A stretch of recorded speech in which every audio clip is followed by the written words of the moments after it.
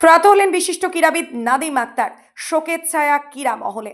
পুরুলিয়া শহরের চুনাভাট্টি এলাকার বাসিন্দা নাদিম আক্তার। দীর্ঘদিন তিনি ক্রীড়ার সঙ্গে যুক্ত ছিলেন।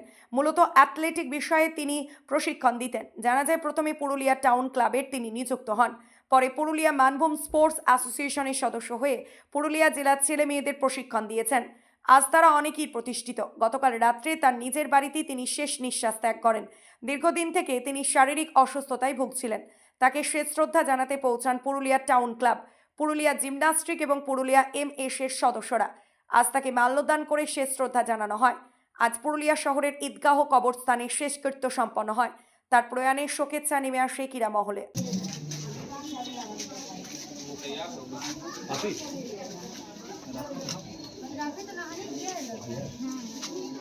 गया है आया नहीं अंदर कहाँ है ठीक है कहाँ गया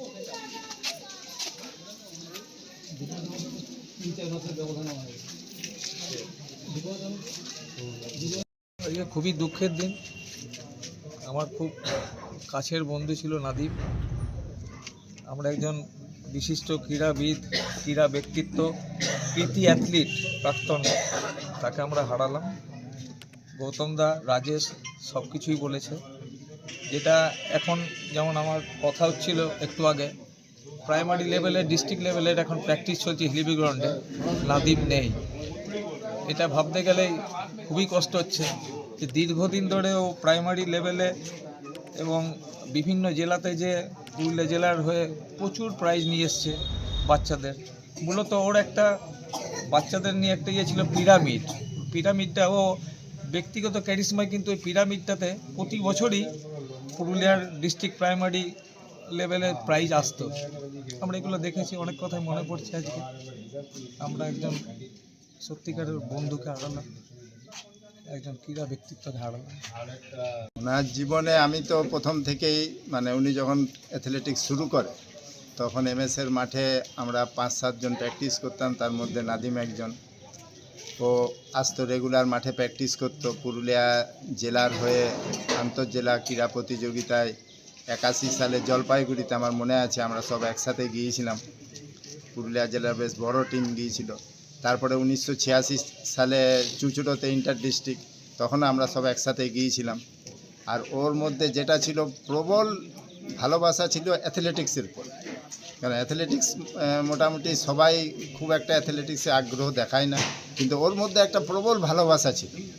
ও নিজে করেছে, পরবর্তীকালে ছেলে মেয়েদেরকে শিখিয়েছে এবং বহু ছেলে মেয়েকে রাজ্য স্তরে, জাতীয় স্তরে প্রতিযোগিতায় নিয়ে গেছে, যারা আজকে বিভিন্ন জায়গায় চাকরি করছে। তো খুব তাড়াতাড়ি আমাদেরকে ছেড়ে চলে গেল। কারণ আমি ওর প্রথম থেকে যখন ও মাঠে যেত না, আমার এখনও মনে আছে, একটা খয়েরি রঙের ট্র্যাকস্যুট পরে নাদিম মাঠে আসতো। আর আমরা আরও কয়েকজন ছিলাম তখন। ওইদিকে MS এর মাঠের পেছন দিকে বক্সিং পিট ছিল একটা, সেই বক্সিং পিটটা ছিল আমাদের রেস্ট নেওয়ার জায়গা। ওখানে সব একসাথে জড়ো হতাম, প্র্যাকটিস করতাম, তারপর আবার ওখান থেকে সবাই যে যার বাড়ি ফিরত। তো আজকে আমাদের কাছে খুবই দুঃখের দিন যে একজন অ্যাথলেটিক্সের শুধু কম্পিটিটার নয়, একজন সংগঠকও ছিল।